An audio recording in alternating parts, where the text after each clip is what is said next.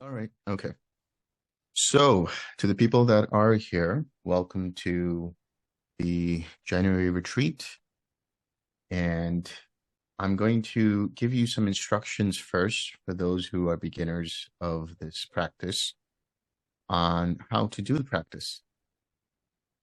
So it's important to understand that first and foremost, you can sit in whatever position you are comfortable in. You don't need to sit in full lotus. You don't need to sit on the floor in cross-legged position. You can sit in a chair. That's sufficient. As long as your back is relatively straight and you feel comfortable.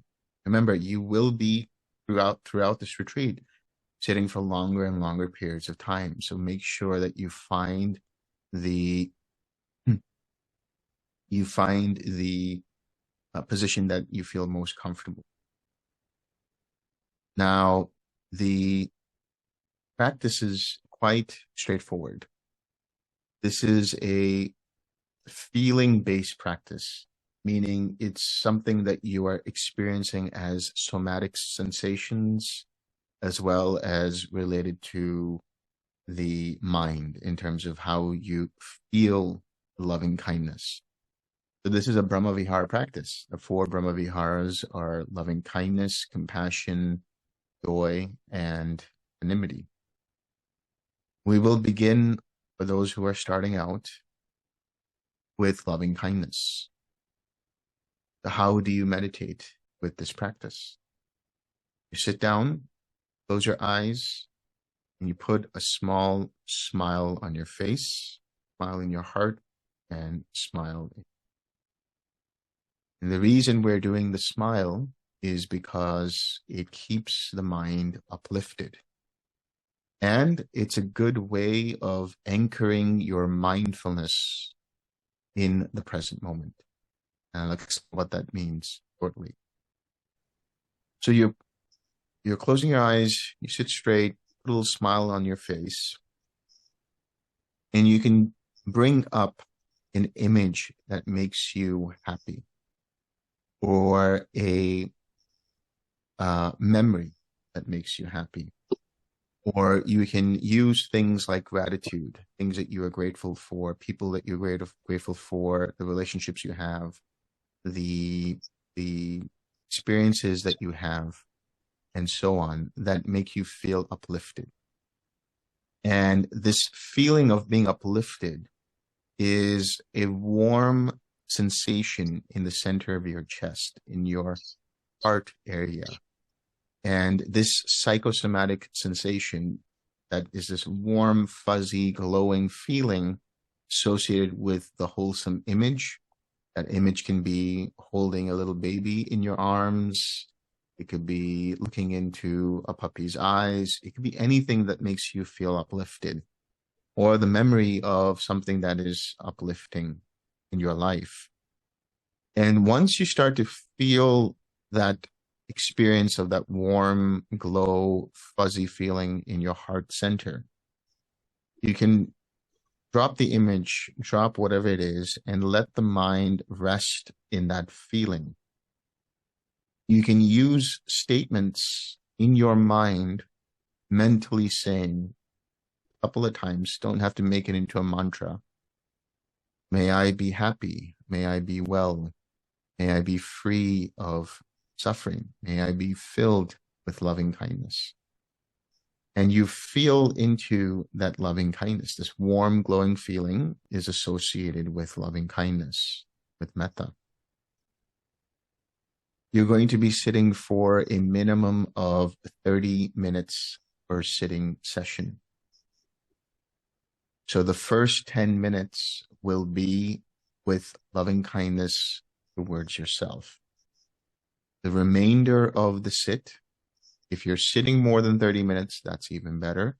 If you find that your meditation is going beyond 30 minutes, doesn't mean that you have to break your meditation sit at 30 minutes. It's going good, let it keep going. So for the duration after the first 10 minutes, you're going to send it to a friend, to a kalyana mitta, as it's known in Pali. This is generally translated as your spiritual friend.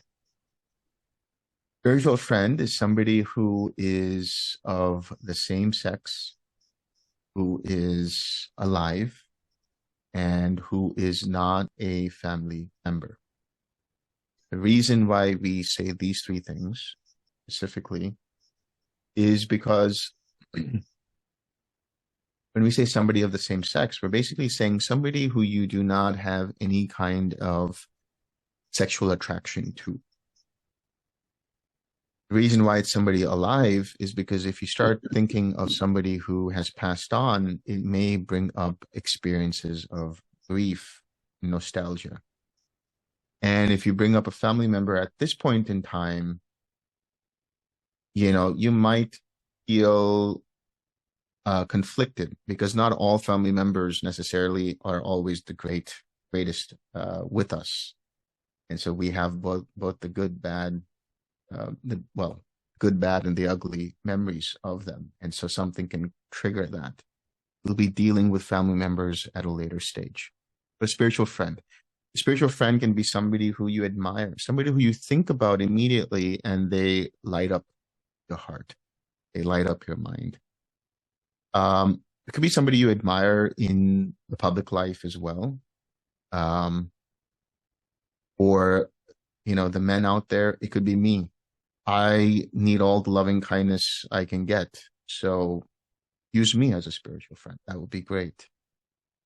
But in any case, whoever you want to use is the person that you're going to stick on with until I decide to change your practice, which can happen later on in this retreat. So you're going to be with the spiritual friend. Now, when you're meditating and you're sending loving kindness to yourself or to your spiritual friend, at some point you will get distracted. And I want you to come to terms with that reality. There is nothing wrong with being distracted. It is just a moment or series of moments of teaching. The distractions help you understand where the attachments of the mind lie. When you get distracted, they are your teachers, they are your friends, they're shedding light on your attachments and your trigger points. So when you see them, be okay with that. Accept that this is the reality of the situation. This distraction is here. That is recognizing that you are distracted. That is the first R in the 6R process. So in the first R, you recognize your mind is distracted. Then you release your attention from that. How do you release your attention? You let it go. You put your attention back into the mind and body. And thereby you relax. It's very crucial. What are you relaxing? You're relaxing tightness and tension in the mind and body, which are functions and emanations or manifestations of craving. What is craving? Craving is not desire.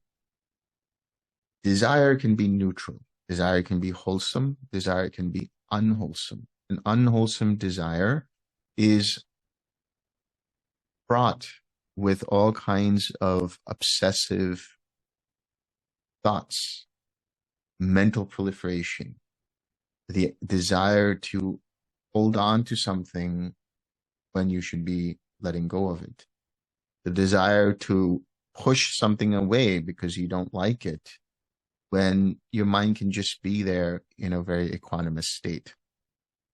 And this craving can arise in different kinds of ways. And these are different kinds of craving that can arise. But just understand, for practical purposes, for the meditation practice, that the tension that arises is a manifestation of this craving. And so when you relax, how do you relax? Right now, I have a tight fist. And there's tightness and tension in that. As soon as I relax, I feel the ease. I feel the relief of letting go of that tightness. You relax, and there is a feeling of expansiveness, a feeling of a feeling of letting go, a feeling of relief. Then you re-smile. If you've stopped smiling, notice that and bring the smile up. If you're still smiling, great, keep that going.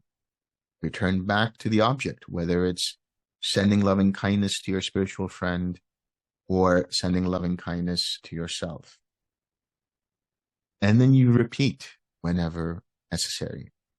You may have to repeat this process many times before your mind remains collected enough to remain in the feeling of loving kindness without getting distracted. There's a very important aspect to understand when it comes to distraction. There may be background thoughts, but your mind and your heart are with the feeling of loving kindness. But you notice there are whispers of thoughts coming and going in the back. You're not distracted when that happens. A distraction is only when your mind comes away completely from the feeling of loving kindness and is now tuning into whatever thought there is. So in other words, I have loving kindness, but I notice some kind of thought is coming in from the background or in the background. But I still can feel the loving kindness. I can still be with my spiritual friend. I don't have to do anything with those background thoughts. They just come and go. But now my mind goes to a specific thought. Maybe something someone said the other day. Now I'm reliving that memory. What's happening? My mind is no longer on the feeling of loving kindness. I'm caught in that thought loop. I'm mini samsara. What do? I recognize, and you can't consciously recognize. You can only recognize when you recognize. You know, I'm caught in this loop here. Okay, that's recognizing. I'm going to choose to let go of that. That's releasing. I'm going to relax my mind and body. That's relaxing. I'm coming back to my smile. And I'm returning back to the feeling of loving kindness. And I stay there. But I repeat, anytime the mind gets distracted. The 6 R's is a wave, very short wave. Don't need to take more than 2 to 3 seconds to do the entire process from recognizing, releasing, relaxing, resmiling, returning. So this is what you will be. This is your tool shed. This is basically what you are armed with in this meditation practice. Use this every time you need to. You don't need to batter away at every distraction. Do not try to use the 6 R's. As the famous Master Yoda said, do or do not. There is no try. Don't push the 6 R's onto something. Don't use it like a whack-a-mole. Only implement it whenever the mind is distracted. There are 2 things that I notice with every practitioner when they start on this retreat, let alone start when they are on retreat repetitively. One is they're not, before I start with the second, actually, the first is they try too hard. They go gung-ho on the first couple of days and they try and they push and they feel like they're making progress, but all they're doing is they're suppressing all of the hindrances. What happens when you suppress a hindrance? Just as when you have a beach ball and you submerge it underwater, as soon as you let go of it, what happens? With full force, that beach ball erupts out of the water. But when you suppress the hindrances, when you push them down, and then you're going about your day and something triggers it, it all comes back up again. So this process of meditation that we are exploring together for these next 8, 9, 10 days is actually a process of samatha and vipassana. This is what TWIM is: tranquil, wisdom, insight, meditation. Samatha is tranquil. Your mind is calm. Your mind is collected. Vipassana is being aware. Aware of what? That's where mindfulness comes in. You're remembering to observe how mind's attention moves from one thing to the other. This is how you teach yourself. I am not your teacher. Nobody here is your teacher but your own mind. Observe the mind. It will show you. By observing the mind, you are practicing mindfulness. Remembering to observe how mind's attention moves from one thing to the other. Whenever you recognize you're utilizing mindfulness, my mind was on loving kindness, but now it's here. It's moved. I'm going to now observe how it moves back into loving kindness with the steps of the rest of the 6 R's. Now, when it comes to the walking practice, there is also a walking practice. You do not need to walk slowly as you might see in other practices. Walk at a normal pace. Don't know what part of the world everybody is from, but if you can walk outside, that would be nice. But if it's too cold, walk indoors. Find a nice place where you can walk back and forth. Walk at a normal pace, 20 minutes, 25 minutes, and stay with the feeling of loving kindness. Don't be mindful of the walking itself as it would be in other traditions. You're more mindful of the feeling that's there. You're more mindful of the spiritual friend. And this is going to help you be mindful of your object, which is loving kindness, in everything that you do. When you're taking a shower, when you're having breakfast, when you're preparing lunch, when you're doing certain chores, when you are walking, obviously. If you have to go to the grocery store, fill with the feeling of loving kindness on your drive to the grocery store and back. The idea is to cultivate this loving kindness in every step of the way throughout your day. Literally, while you're walking, and in terms of everything else that you're doing. For the advanced practitioner, you will start off with wherever you want to, or whatever the mind says. Usually it will be loving kindness or compassion. And you will radiate or pervade that out in the 6 directions. 2 to 3 minutes, 5 minutes tops, each direction. And then in all directions at the same time. And you keep that going until the feeling changes.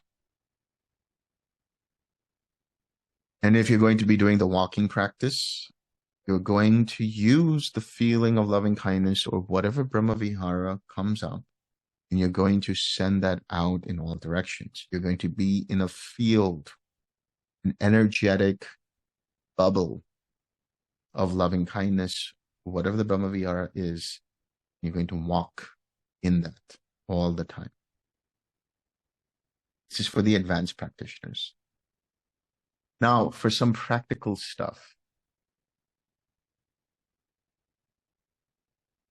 When we start our first interview, which is going to be day after tomorrow, I do not need to know your entire meditation history.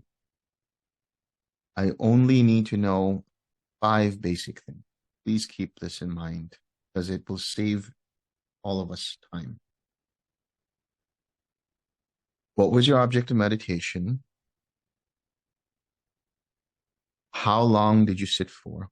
right? What was your longest sitting, or what was your best sit? What happened in the best sit? What did you do when you got distracted?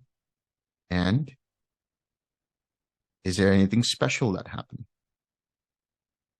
Right? So tell me about your best sit. I don't need to know about every single sit. What is a best sit? Best sit is where something interesting has happened that you find interesting, and that feels like there is some kind of transformation. Transformation might be a bit too dramatic at this point in time, but some kind of transition into something else that's deeper, more collected, and so on and so forth. Maybe you experienced more joy. Maybe you're experiencing more mindfulness. Maybe you're experiencing the mind's attention being more collected. Whatever it is, just let me know those things. Right? I don't need to know every single meditation. Just let's talk about your most recent best sit in that day, or in the last 24 hours since we spoke in our interview. And try to keep all of the daily stuff to a minimum, in terms of, I know there are chores you might have to do. I know there's other things that you have to do, but this is your time. Take as much time as you can to dedicate it towards your practice. So when it comes to the interviews, they will be recorded, but they're not going to be published. This is only for internal use.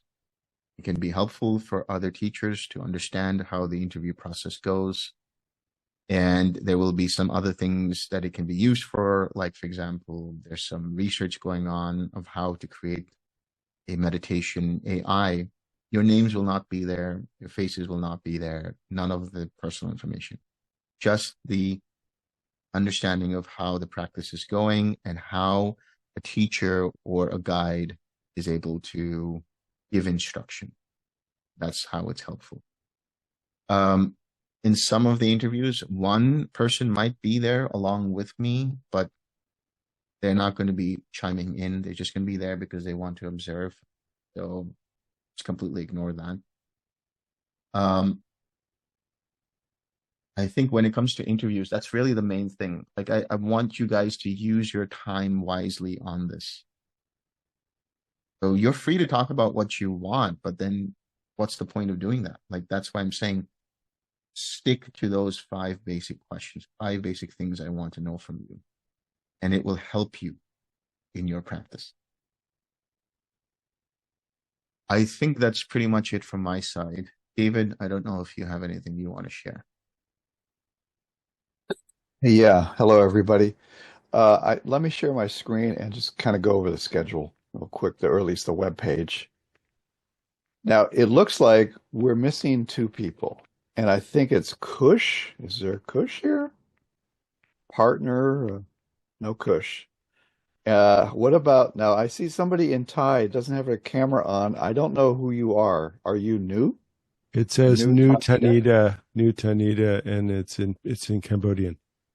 Oh, in Cambodia. In Khmer. Okay. So that would be new. Okay. All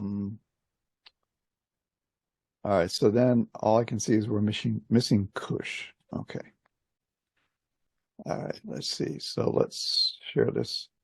Now everybody's taking a look at this. Oh, I'm sharing the website page here. Okay. Let me go back and share the other side of that. Yeah, here we go.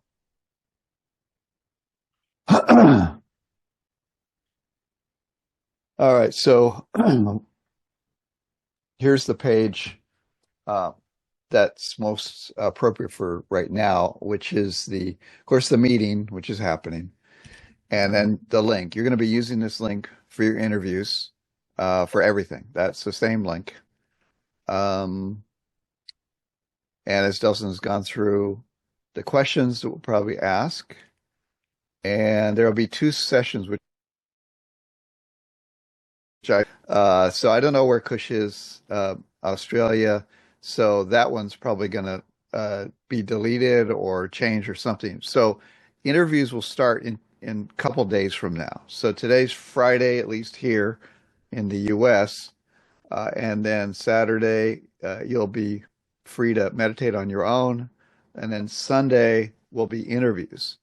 And so this is when you'll sign in at these times. This is Central Time, so you have to do a little change here on your own time zone. But I believe, Hi, yeah, David. what's Hi, that? Mohan here. Um, Yeah. so I'm actually in Singapore for the entire 10 days, so not in Oh, UK. okay. Is it Okay. possible to take Krish position? Yeah. Yeah. Yes. Yeah, for sure. Okay. Yeah. That's Thank you. very late. Okay. So I'll move you up. Mm. What about anybody else? I mean, I just changed this just now, and I put in, I've moved up a few into, well, let's see, let's make sure that I have this updated here. I think this, your password is always TWIM. Yeah, there we go. So I had actually already moved up a few here.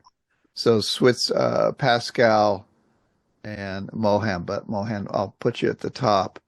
So everything down below here in the afternoon session is in the US, so that for your time zone should be pretty good. So I put a little question mark there about, but I'll take that one away so we know that new is here. So essentially, this is the schedules. Anybody have questions about any of this? Now look at this on Sunday because it'll probably change again, but we're getting closer. Okay.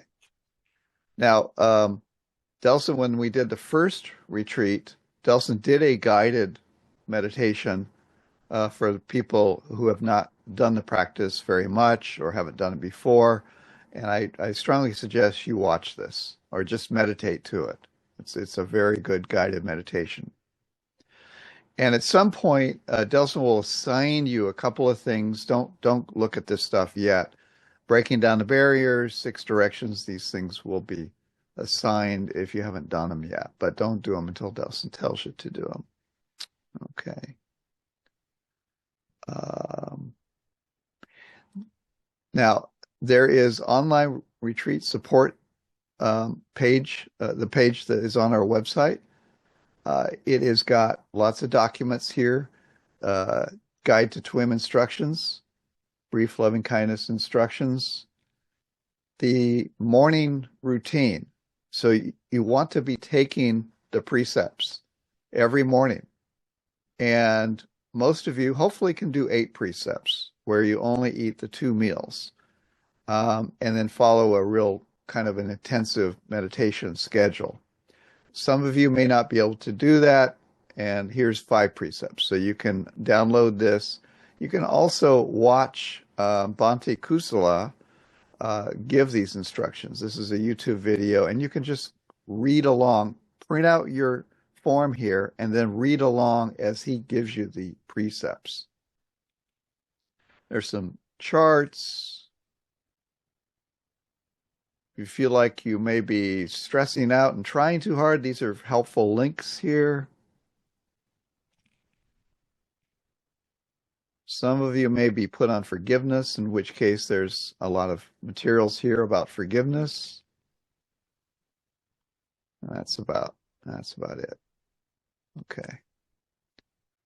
And the link to that is from the program. So the initial program webpage,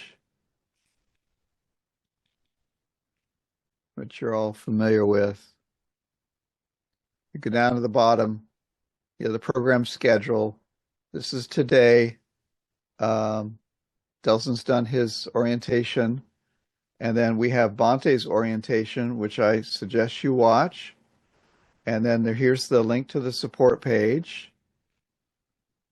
A little video about the 6 R's. There's some, little things you can read. And again, links to reciting the refuges and the precepts. And a suggested schedule. You can modify as you need to. Now, the talks that you're going to watch every day, one talk per day, is from this playlist. And it was a retreat that was done in Buddhapada, India, or the Buddhapada Retreat Center in India. And there's about 9 talks on here. And watch one of those each day.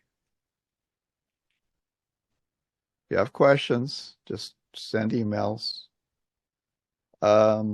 So tomorrow, again, more little talks, support pages. So you'll want to meditate, do your sitting at least 30 minutes. If you can go longer, that's great. And I'll let you read these things here. And then this is just my retreat stat here, but we'll look at that. So that's basically the web pages. Okay. May suffering ones be suffering free, and the fear-struck fearless be. May the grieving shed all grief, and may all beings find relief. May all beings share this merit that we have thus acquired for the acquisition of all kinds of happiness. May beings inhabiting space and earth, devas and nagas of mighty power, share this merit of ours. May they long protect the Buddha's dispensation.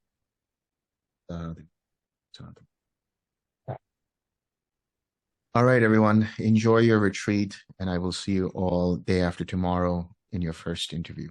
Have fun. Thanks, Bye-bye. Delson.